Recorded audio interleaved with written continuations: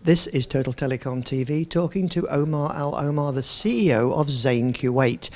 Omar, let's start by talking about what you've seen as advancements in mobile broadband in your region this year.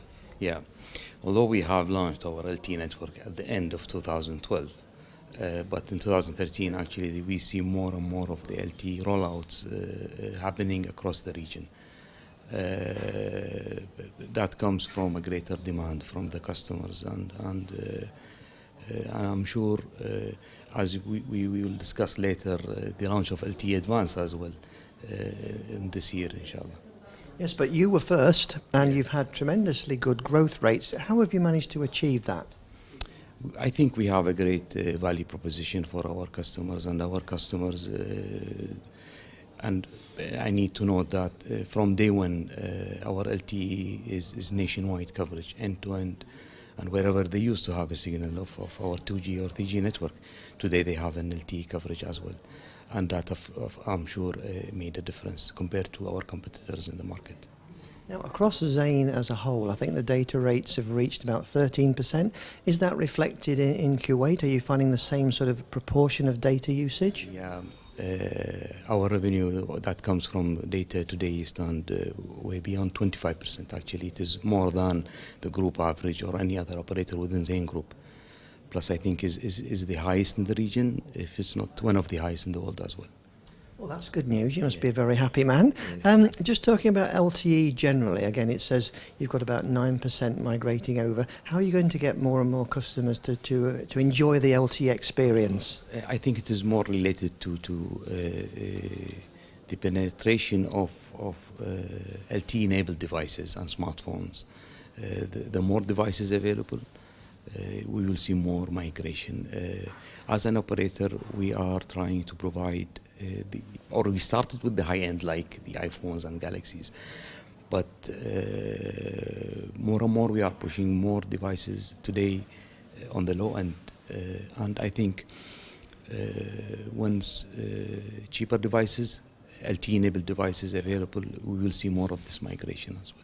Yeah, is pricing quite an important issue, do you think? It must be something you're getting right. You're getting those growth rates coming in nicely. Initially, when LTE was launched across the world, there was a controversy, let's say. I think it's not anymore the case. It's a technology, it's a service that's available for our customer. I think we are selling capacity more than technology. So if you have the device, you will enjoy the service. What are some of the technical challenges that you face? Is it in fact capacity, or is it something else, would you say? I think with LTE especially, the CS fallback, as you understand, or you know maybe already, voice is not available on LTE when LTE started. So for you to make a call, there is what they call CS fallback. So you have to fall back to the 3G network. For our engineers to master that, it took us a while, and I think we are in a much better position when we started. And the next challenge will be VoLTE, the voice over LTE, and that is coming, I understand, early next year, and it will be available widely across the world. Tell us a little bit more about your LTE deployment and the scope of it. We have started.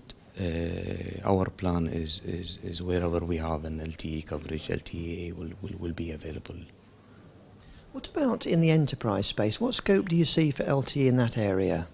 Enterprise, let's say, high speed with a bigger capacity is very important to our corporate clients, and we have piloted a few projects already, and the feedback is very positive, and I think this is where LTE will be taken advantage of, especially on the enterprise side. And we think we are in a position to provide enterprise solutions, not only connectivity. It is a very lucrative market, and inshallah very soon we will be there. So throughout this deployment, obviously Huawei have been an important partner. How have you enjoyed that partnership, and what about the future? Of course, let's say from Zain perspective, the way we deal with our partners is part of our team, and Huawei has been part of our team, especially on the access side. They run all our networks, LTE, 2G and 3G as well. And we value that partnership, and we hope that will continue, and they continue providing us with the state-of-the-art technology, and this is what we expect from them. Yes, and we're seeing these networks really transforming people's lives, aren't we? Oh yeah, of course, and we have seen that more and more, and I think it's not anymore going to be a choice. It has to be there. Faster connectivity available anywhere and everywhere.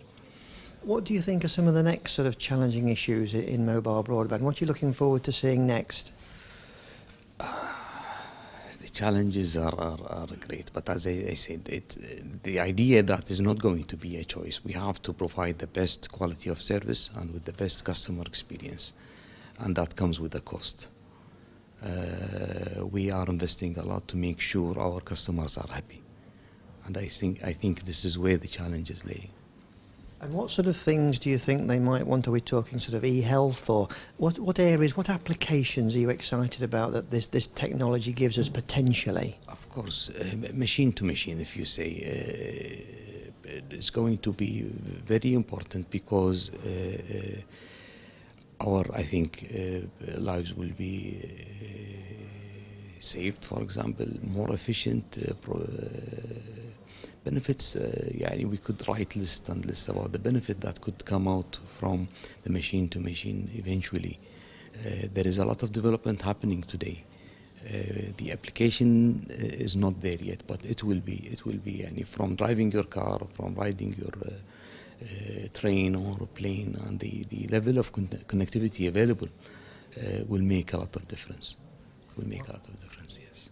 I'm sure there's going to be a lot more for us to all to enjoy, but in the meantime, thank you so much for joining us today. Thank you very much for having me.